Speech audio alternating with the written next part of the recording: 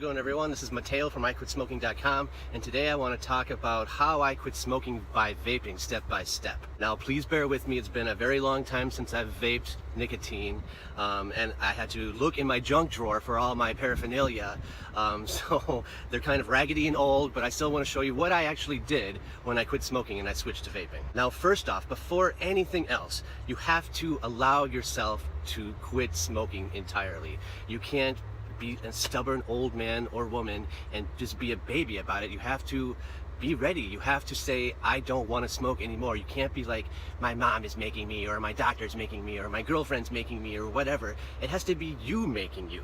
You have to be the one that wants to give it an honest shot. Not your mother, not your girlfriend, not your husband, not your dog, not your doctor.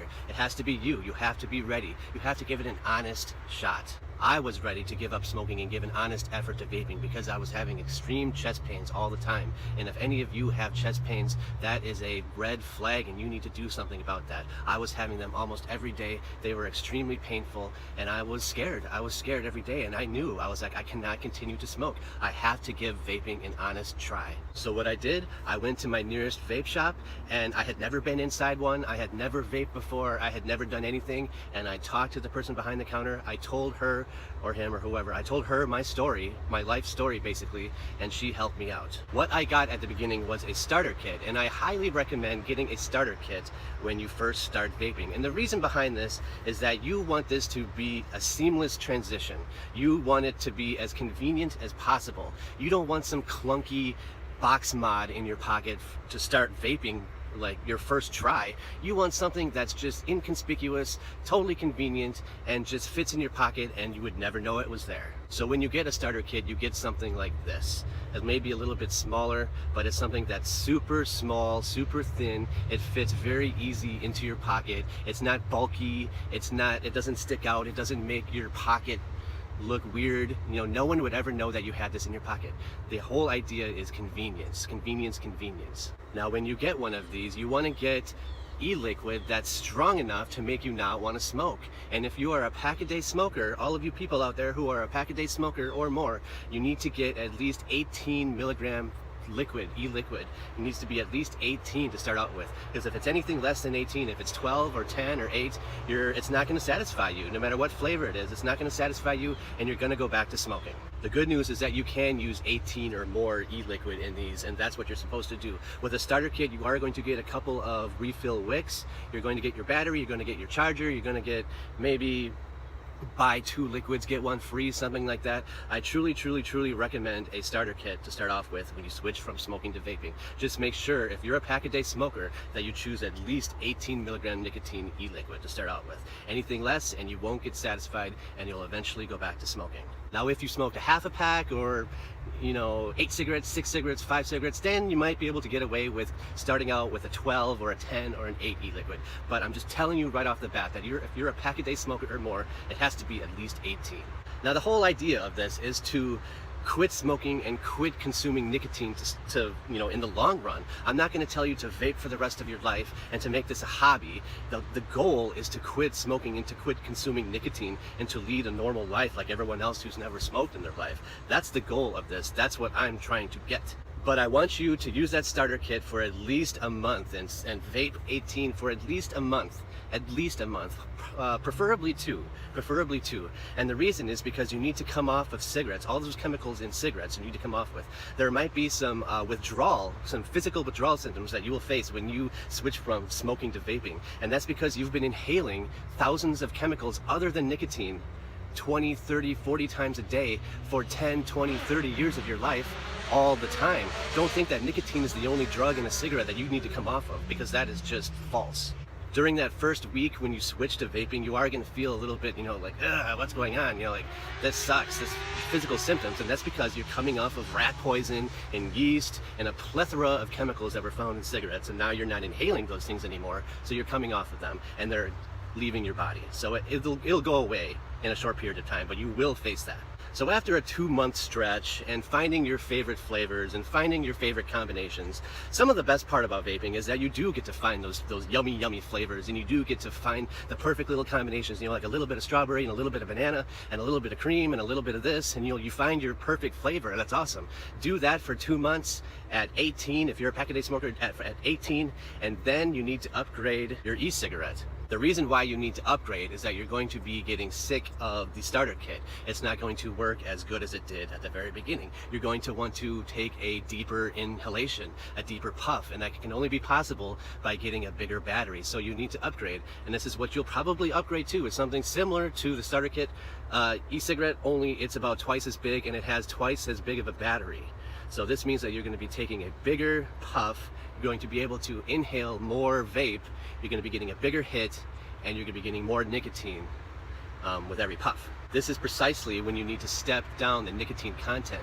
On the starter kit, if you're a pack-a-day smoker or more, start out with 18 or more. When you upgrade your e-cigarette, this is when you get a bigger battery. This is when you downgrade the amount of nicotine that you're vaping, because you're going to be inhaling more. So you want to have the e-liquid that contains less. So this is when you go down to 12 or 10 milligrams of nicotine in your e-liquid. And I want you to do this for a month too. Like, get used to this, because you're going to be having fun with your favorite flavors, and do this for a month. Don't rush anything. Don't rush anything. The goal is to never smoke a cigarette for the rest of your life. The goal is to do that. And whatever it takes, that's what you need to do. So take your time, upgrade, and do this for a month too. So now it's been 3 months and you're probably ready for an upgrade again. And that's when you need to cut down the nicotine even more and get something like this. This is called a box mod. And this is very clunky, it's very heavy, it's got a huge battery, and you can take some serious puffs with this. I mean, this is what the hardcore, I mean, there's even bigger sizes than this, but this is what a true vapor is going to be buying and purchasing. I do not recommend getting this from the get-go to start out with, because it is too clunky. It's going to weight down your pockets, it's going to stick out, it's not very convenient at all, and it's only for the hardcore vapors. But after 3 months of vaping, you're going to want to upgrade again, because you're going to want to inhale more, and for some reason you're just going to want a bigger puff, and the only way to do that is to upgrade.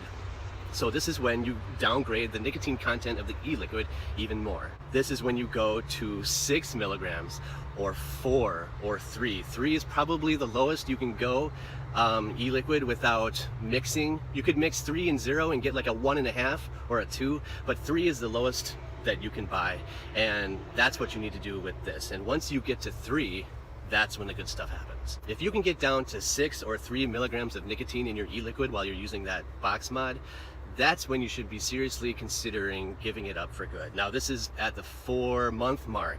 Now, you haven't smoked a cigarette and you're vaping, but by this time you probably are sick of keeping the thing charged, keeping e-liquid on hand, you know, all the cords, all the coils, all the wicks, you know, like, it becomes very tedious, very annoying even, the whole process. And by that time, when you're stepping down, you should be seriously considering at that point going from 3 to 0 and actually taking that leap of faith and going for it. So yeah, around the 4-month mark, I hadn't smoked a cigarette in a long time, and I didn't want to smoke, and I actually didn't want to vape because I was getting really sick of having all this stuff all around. I mean, I would have bottles and bottles and bottles. I'd have 3 milligrams of this and 6 milligrams of this and 0 of this and 18 of this, and I'd have like 20 bottles sitting around, and it just, the money adds up, and then you drop it and it breaks, and you got to go buy a new one, and you need a new battery, and you need a new coil, and it just becomes like, I just want to get rid of it. You know, like, the whole point was to quit smoking. But now you're vaping and you got all this stuff, but that's okay. So one day I just decided to go from 3 to 0, and I threw away everything that had nicotine in it, and I bought a bunch of 0 flavors, and I just did it. It wasn't easy. I freaked out hardcore. That first day was pretty intense, I gotta say. But you know what I did do on that first day? I went out and drank some beers at the bar. I mean, I had my box mod, and I was just puffing away on that thing and just blowing clouds of 0. You can't really feel anything in your throat when you're inhaling 0 content of nicotine, because there's no drug in it, so it's just like breathing air. You know, there's no feeling. So I would just be at the bar just but I did it. I actually made it through one day, but I didn't freak out about it. I didn't want to rush the 0. I didn't want to rush, you know, like throwing everything away for good. So I continued to buy 0, and I continued to, you know, buy coils and batteries and everything. I continued to do all that stuff for 6 more weeks. I mean, I was pretty hardcore vaping 0 meg nicotine for a while, and it honestly was the best decision of my life. I mean, I had quit smoking, and yet I was still somewhat enjoying the pleasure of inhaling and exhaling something that tasted really good. I just didn't feel anything right here. There wasn't like that you get when you smoke a cigarette. It wasn't like that, but it was something that you could do to pass the time and just to get through the day. So then 6 weeks went by, and on that 7th week I was beginning to lose interest very fast. I was getting really sick of having that thing plugged in all the time when I was at home, and like when I went to bed, I was sick of having all those cords all over my bed. I was just sick of buying coils, and you know, if something broke, I was sick of spending money on that. I didn't want to spend, you know, like $30-40 on a new mod, on a whole new thing, if it contained 0 nicotine anyways. I mean, what was the point? And so during that 7th week, I was beginning to, you know, not really care about it so much. And during the 8th week, when the 8th week started, that's when I decided to stop having it in my pocket, to stop keeping it in my pocket. I would keep it in my bag. You know, I would bring my bag to work, you know, just how girls bring their purses everywhere. I would bring my backpack, you know, that had, you know, my work clothes and everything. I would keep it in there. I just wouldn't have it in my pocket. And so I would just, you know, in my mind, there was the comfort of having it somewhere close to me. I just didn't have it on my own person. I didn't have it physically on me. And I did that for a day, and I made it. And I was like, wow, I actually did it. So the next day, I decided to not even take it to work, to not even take it in my bag, to leave it at home. That was the kicker. You would think that something like that would scare you. You know, like, I need to have it. But, you know, after not even using it at work, I was like, well, I'm just not even going to bring it to work the next day. We'll see what happens. And so that worked too the next day. You know, like I didn't even bring it to work. And so the next day after that, I was like, well, I'm just going to leave it at home in the drawer. You know, like I'm just going to put it in the junk drawer where everything else is, and try not to even think about it, because if it's not on me and I'm not bringing it to work and there's 0 nicotine in it anyways, I don't really need it, do I? And I did that too. And so when I woke up the next couple days after not having ever even puffed on it or even knowing where it was in this drawer in the kitchen, I knew that I had quit. I was like, whoa, I quit smoking, and it was pretty easy. You know, like the transition from smoking to vaping was pretty freaking easy. When you go from cold turkey smoking to nothing, that is so painful, like in your chest, in your throat, and you freak out and you have all sorts of, you know, physical and mental stuff going on. It's just crazy that way. But when you quit smoking and you switch to vaping and you start with 18 milligram nicotine, it's as if you quit smoking, but you still get to enjoy the pleasure of inhaling and exhaling something in a flavor that you really like. So you get to have the best of both worlds. I can't explain it any more than that. For those of you who haven't tried vaping, you get to enjoy the physical pros of not smoking and not having that smoke in your lungs and not having the chest pains. But you also get to enjoy the pleasure of inhaling something and exhaling something. I mean, it's the best of both worlds. Vaping is the absolute easiest way to quit. And then from there, you just don't worry about it for a while. You allow yourself to vape and not smoke. You just allow yourself that. Give it time. Give it 4 or 5 months. Trickle down from there, and then go from 3 milligrams to 0, and try to start forgetting it. Try to start not bringing it to work, bringing it to a party or whatever. And sooner or later, you're going to lose interest. Now, if you want to vape 0 meg nicotine for the rest of your life as a hobby, that's fine. I have no qualms about that. But my whole intent of this video is to help you quit smoking and to, you know, get rid of the whole habit once and for all. That's what this is all about. So yeah, I hope this video helps you out a little bit, enlightens you a little bit. I'm not the guru on all the name brands of what you need to buy and what you don't need to buy, because I've been out of the loop for over a year. I don't even think about that stuff anymore. I literally just looked in my junk drawer at home and found my old stuff that had like caked e-liquid on it. You know, they're just gross and rusted and whatever. I mean, but just, you're going to be upgrading your e-cigarette, you're going to be wanting to inhale more. Take your time, enjoy it for what it is, step down your e-liquid over time, and then go to 0, and then you will naturally lose interest, and then throw it out. and then that's it. And you're gonna be like, wow, that was so easy. All right guys, I'll see you next time, and take care, okay?